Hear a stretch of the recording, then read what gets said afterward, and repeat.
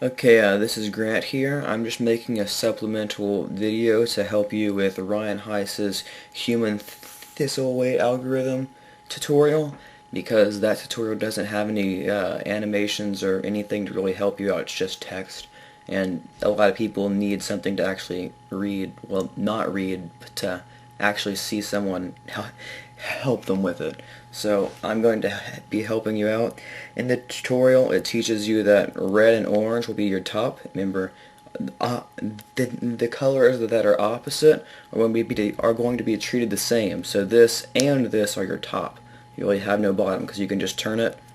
And it's the same as it was before until just the entire way through. Opposite colors are the same pretty much. Green and blue will be your left and right, and white and yellow will be your front and back. Okay, first we have to get the cube into an R2, L2 group where you can solve the cube entirely by just using these two turns and then regular turns on all the other ones. Well, that's the very first step. So that means we have to get all the edges oriented correctly, because after you get it into that group, it's impossible to flip edges. So let's first identify all the wrong edges. It'll teach you how to do that in the tutorial. Any top and bottom colors that are on the front or the back are incorrect. So red on the front and back, that's the wrong one. Orange on the front, that's a wrong one. So that's 1, 2. The number of edges will always be even, the ones that are wrong. Okay, if you have on the left and right, if you have any front or back here or here, and I saw one there, so we have this white edge is wrong. 1, 2, 3. There has to be one more wrong. So let's look at it. And any top or bottom edge that is either on the front or back or on this row or this row is wrong. So this one is also wrong. So our total edges 1, 2, 3, 4. Now we need to get all of them onto a left or right face, so we can just do that simply. Let's just turn them like that. So all of them are on this face, and I can just turn that face. I just solved all the edges. So now we need to proceed to make a either orange and red cross on whatever side. So here's your cross. Remember, orange and red are going to be treated as the same until step 4. So red cross. Let's turn to the bottom. This is where some people have some trouble.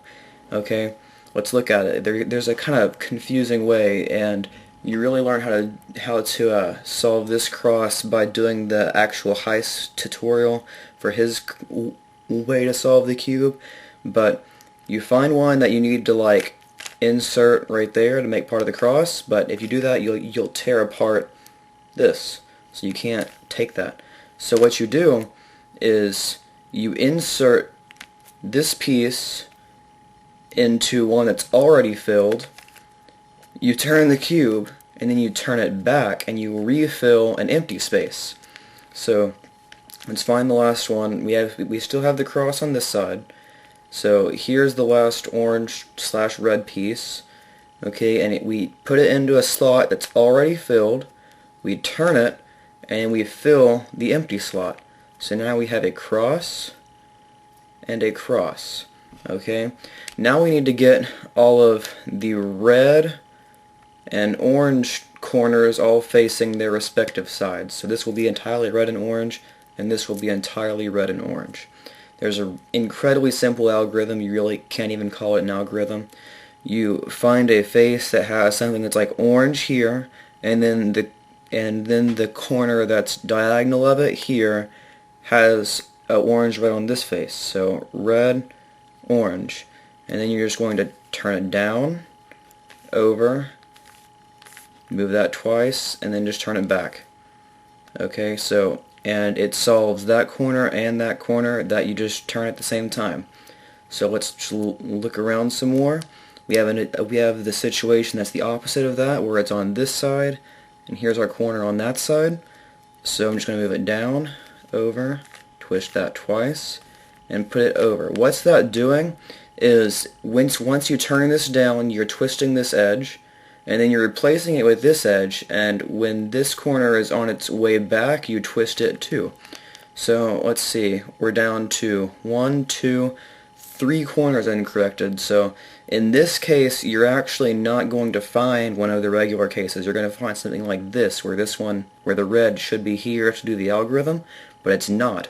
But you just need to have the algorithm anyway, and it will solve one of the corners and leave one of them unsolved.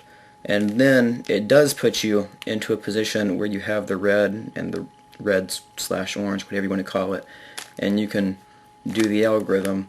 So now I have, let's see, only how many left unsolved? And you just keep doing that over and over.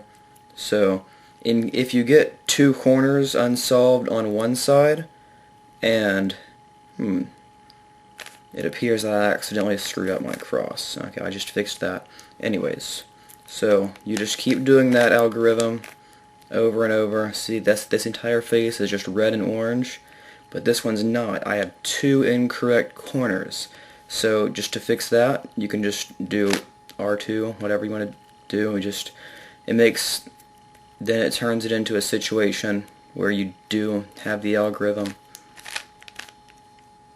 and you just solved red and orange, red and orange.